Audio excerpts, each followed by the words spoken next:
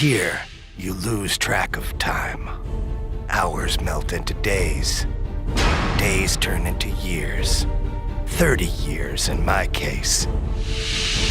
After so much time in solitary, I should have been getting better.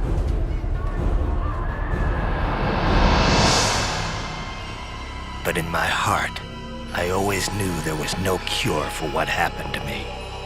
But I kept on hoping. I knew if I waited long enough, I'd get revenge against the man who destroyed my mind.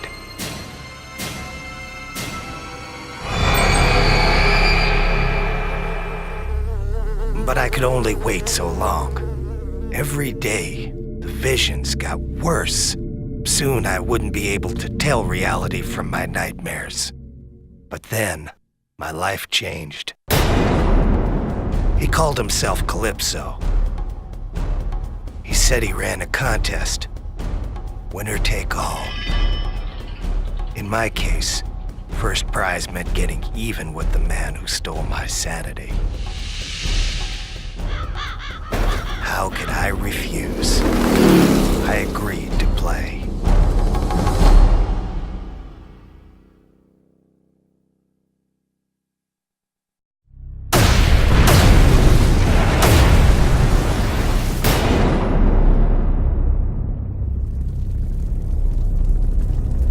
I hadn't thought about the war in years. All the drugs and therapy in the world could never get me to talk about what I went through. But when I passed out, I couldn't escape it. The past came rushing back. It was 1971 again, and I was back in Nam.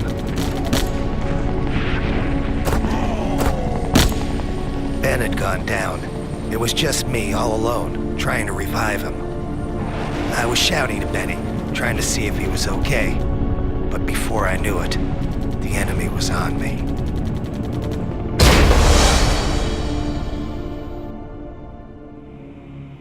They put us into some stinking hole, 25 feet below the ground. Benny was in bad shape.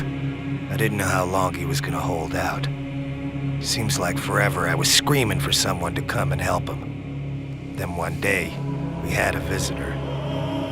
The guy was an advisor to the Vietnamese. And he had his own unique idea of torture. Starvation. Benny was on his last legs, and I wasn't far behind. 5 days without any food will bring any man to the edge. And the advisor said the only way I was going to survive was to eat. He gave me a knife and started laughing. He said if I wanted food, I'd have to make do with whatever I could find in the hole. I tried to block out what was happening. I knew what he wanted me to do, but there was no way I was going to give him the satisfaction. Benny died 2 days later. I couldn't look at him. I didn't even want to think about it. It's amazing the things you'll do to survive. I think Benny would have understood.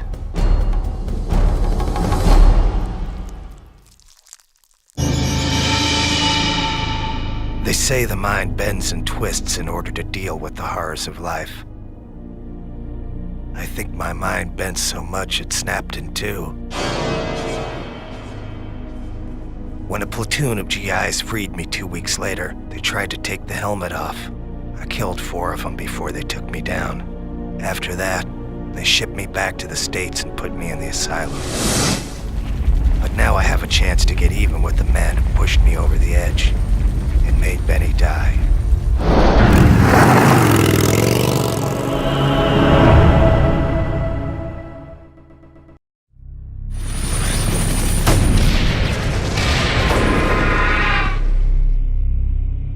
I'd done it.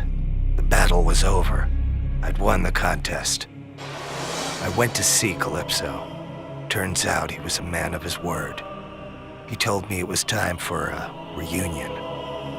After all these years, the advisor looked exactly the same. He didn't know who I was, but I recognized him.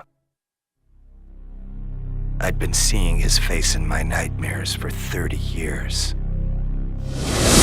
Calypso had one more special prize for me.